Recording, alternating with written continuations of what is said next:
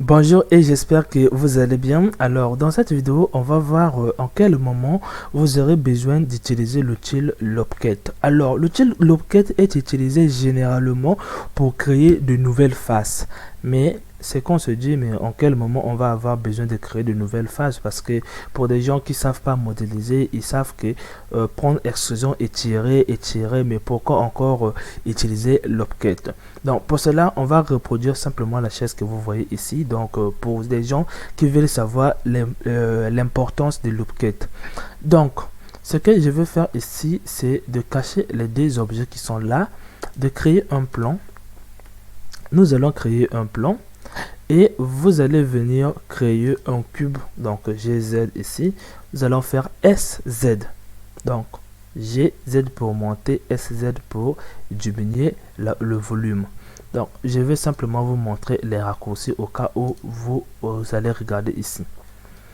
Maintenant, ce que nous allons faire encore, c'est de recentrer le centre sur notre objet. Donc vous allez venir sur View et vous allez venir sur Aligner. Vous allez prendre ici Lock. Et là, on peut tourner autour de notre objet. On peut même zoomer autour de notre objet. Maintenant, ce que nous allons faire, vous allez venir en Edit Mode. Vous avez ici l'outil Lopket. Donc, vous avez plusieurs outils, mais vous avez ici l'outil Lopket. Alors, imaginons que nous avions notre chaise. On veut faire sortir, on veut créer le pied de notre chaise, par exemple.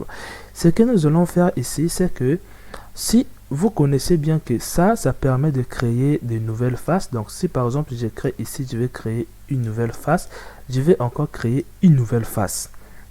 Maintenant, imaginons que vous voulez par exemple diviser cette face en deux afin que vous puissiez créer une partie.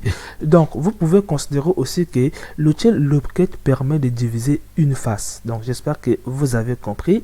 Donc Lopket veut dire simplement que vous voulez diviser une face. Donc ça va vous permettre de diviser. Je n'ai pas voulu employer le mot de division, sinon ça serait trop facile.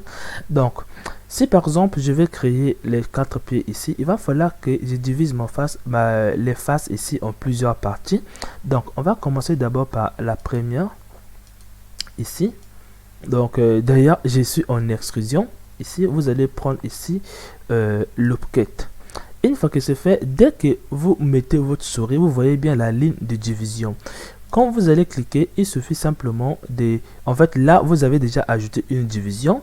Si vous voulez encore ajouter, on met ici. On peut encore ajouter ici. On va encore faire d'ici. On va faire au milieu et on va faire encore ici. Donc, la division que je viens de faire ici, c'était pour faire quoi? Si je vais faire le pied, alors je vais simplement sélectionner les bordures qui sont là. Comme vous le voyez, donc vous avez compris que pour le faire, il m'a fallu d'abord que je puisse diviser cette face. Mais vous allez se dire simplement, mais pourquoi ça a divisé les autres faces? En fait, ça a divisé les autres faces. En fait, ça c'est ce qu'on appelle une géométrie manifold. Ça veut dire quoi? Une géométrie qui respecte les règles de maillage. Donc j'espère que vous avez compris. Si vous avez une géométrie non manifold, alors là ce n'est pas une bonne nouvelle. Donc j'espère que vous avez compris. Si ça ajoute les divisions, alors essayez de penser de quelle façon que vous pouvez encore le faire. Alors j'espère que vous avez compris. Donc moi, pour faire le pied, simplement je vais simplement prendre ceci, ceci et ceci, et je vais utiliser maintenant l'outil d'extrusion ici. Quand je fais, et là j'ai bien les pieds de la chaise. Donc j'espère que vous avez compris. Imaginons que vous voulez diviser encore cette face en deux. Vous allez prendre simplement cet outil.